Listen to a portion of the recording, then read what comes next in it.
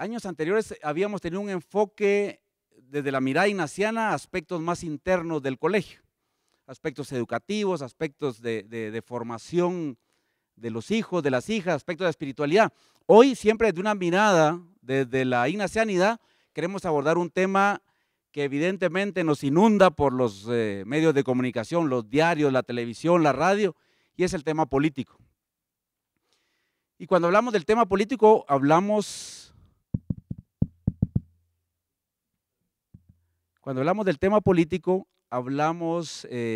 no de partidos, ¿verdad?, sino de la acción ciudadana, de ejercer nuestro derecho de elegir a los gobernantes, de elegir nuestro futuro. De hecho, a muchos de ustedes seguramente se les habrá dado ya este pequeño folleto que es ¿cuál es la función de los colegios de la Compañía de Jesús en América Latina? Pues les invitamos a leerles, a darles una reposada lectura, porque justamente acá nos dice cómo los colegios de la compañía podemos ser plataformas de incidencia social, plataformas de incidencia educativa y en este caso plataformas de incidencia ciudadana. Y para ello conseguimos, no sin varias pláticas previas por la agenda, pues a un ilustre visitante que hoy nos va a iluminar sobre cómo está actualmente la situación electoral del país. Cuáles son las tendencias y cuáles son las posibilidades de los partidos políticos hoy que todavía no se inscriben oficialmente los candidatos y hay una serie de elementos sueltos, pues que ya nuestro visitante nos iluminará. Él es el magíster en Relaciones Internacionales por la Universidad Landívar, por Flaxo y por la Cooperación Española, el licenciado Renzo Rosal. Actualmente es director de Incidencia Pública de la Universidad Rafael Landívar, es analista político y de procesos electorales, coordinador de la Asamblea General del Foro Guatemala desde el año 2009, integrante del grupo Barómetro, que muchos les leemos o les vemos en la televisión, miembro de la Asamblea de la Fundación Centroamericana de Estudios Políticos, secretario técnico de la Convocatoria Ciudadana, columnista del diario Prensa Libre y del periódico digital Plaza Pública de la Landívar, consultor independiente de procesos políticos, de incidencia política, de descentralización y del fortalecimiento municipal y desarrollo local.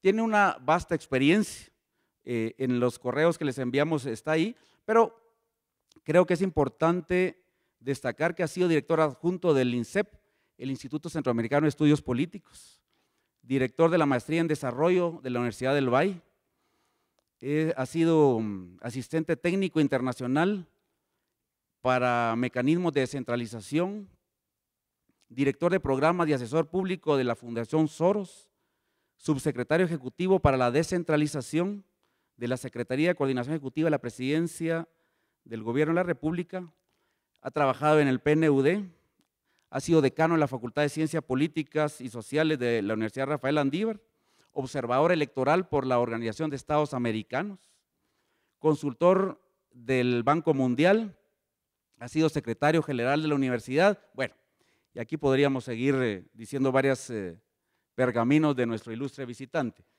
Tiene varias publicaciones, ustedes ya lo conocen vía el correo electrónico, así que sin más preámbulos, entonces le damos la bienvenida al licenciado Renzo Rosal para que nos ilumine acerca de cuál es la situación es un verdadero gusto, electoral hoy. Privilegio estar acá en el Liceo Javier y compartir pues algunas ideas, reflexiones con este selecto grupo de padres de familia.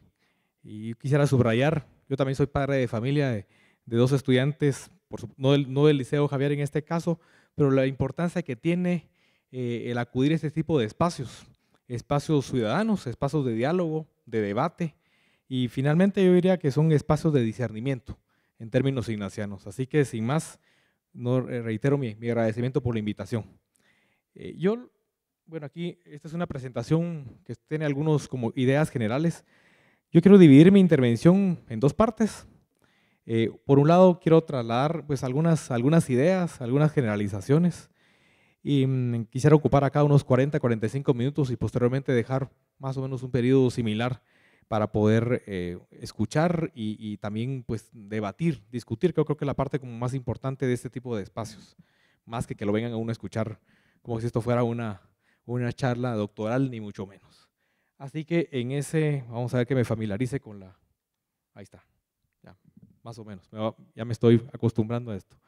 Lo primero que quisiera, cuando uno escucha el tema de las elecciones, en un complejo panorama como el que Guatemala vive todos los días, las elecciones parecen ser de pronto para muchos un fin, puede ser para otros el inicio de algo nuevo, de pronto que puede sonar demasiado sorpresivo. Para otros, muchos guatemaltecos, las elecciones no son nada o son muy poco. En ese orden de ideas, yo me ubico acá en pensar que las elecciones, en este caso, son en el orden de ideas, pues un acto de elección, es un acto donde uno busca optar, o sea, donde uno está llamado a optar. Es un acto también en donde podríamos ubicar otra palabra básica que es preferir. Pero que de pronto lo que uno tiene que examinar con un poquito más de acuciosidad en Guatemala es cuáles son los determinantes que uno, como persona, como padre de familia, madre de familia o como ciudadano en general, yo le llamo aquí como los determinantes de la votación. O sea, pensarse uno realmente cuáles son las motivaciones más allá del acto formal. Y aquí a continuación aparecen algunas, si ustedes quieren, frases que van, pero que son, aunque suenen muy superficiales, hoy están como muy generalizadas en muchos de nosotros y pueden decir o decir muy poco o decir, aunque sean pocas palabras, decir mucho. Por ejemplo, para muchos guatemaltecos, votar es una obligación.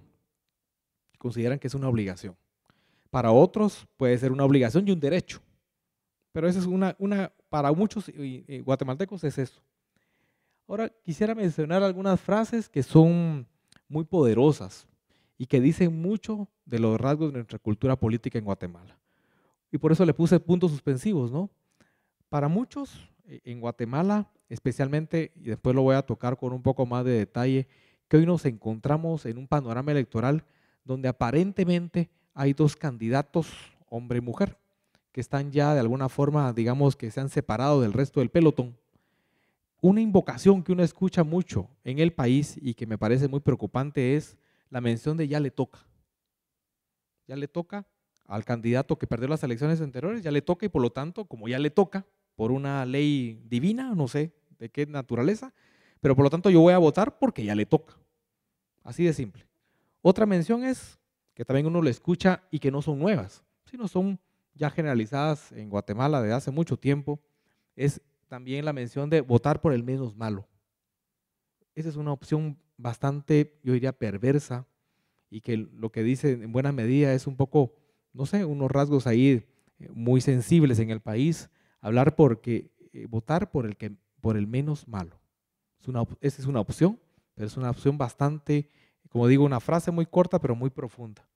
Otra que puede estar vinculada con los anteriores es votar por los mensajes fáciles, por lo que me resurge, por lo que me suena a mí, lo que está más digerible de alguna forma.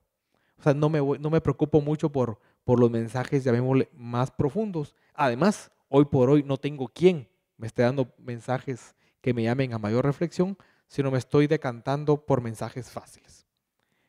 Y finalmente, otra línea, seguramente pueden haber muchas otras opciones, pero otra es votar como rechazo al otro competidor.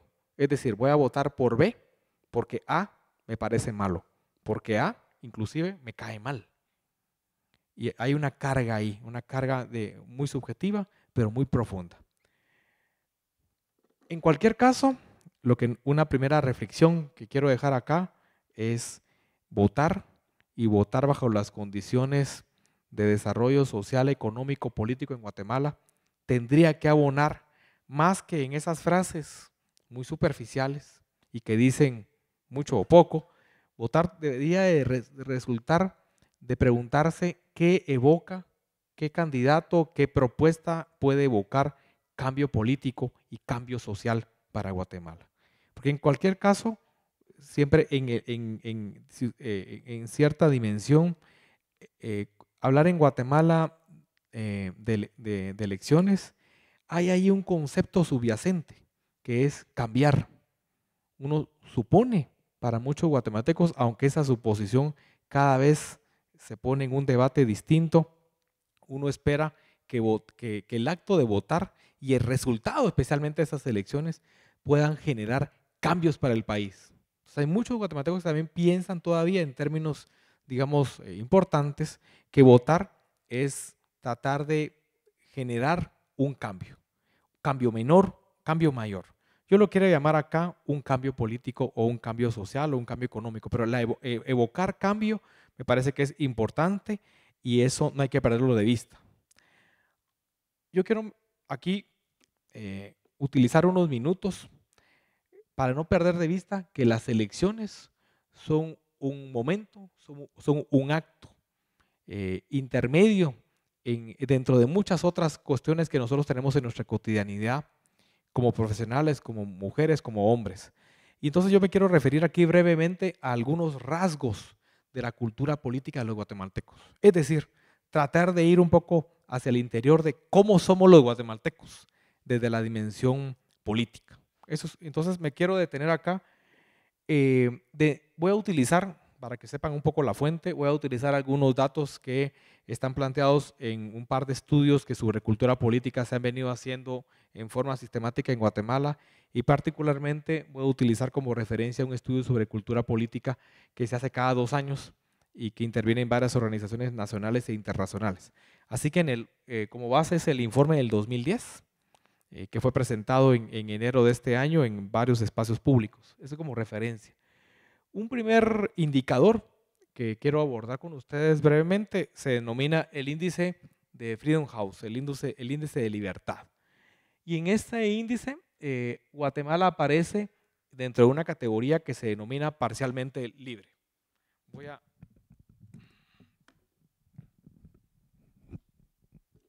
Aquí se escucha bien, ¿verdad? Sí. Yo así me siento como más cómodo para moverme. Este índice, como dije, de Freedom House establece que Guatemala está en una categoría que se denomina parcialmente libre. Bueno, ¿qué nos dice eso? ¿Qué es eso de parcialmente libre? Bueno, que hay un conjunto de libertades que tenemos en buena medida planteados en la Constitución Política de la República de Guatemala, pero cuyo desarrollo, cuya materialización es todavía en un plano, si ustedes quieren, intermedio. O sea, hay muchos derechos en Guatemala que pueden tener respaldo, pero hay otra cantidad de derechos, particularmente de orden económico y político, que todavía hay una franja importante por cumplirse.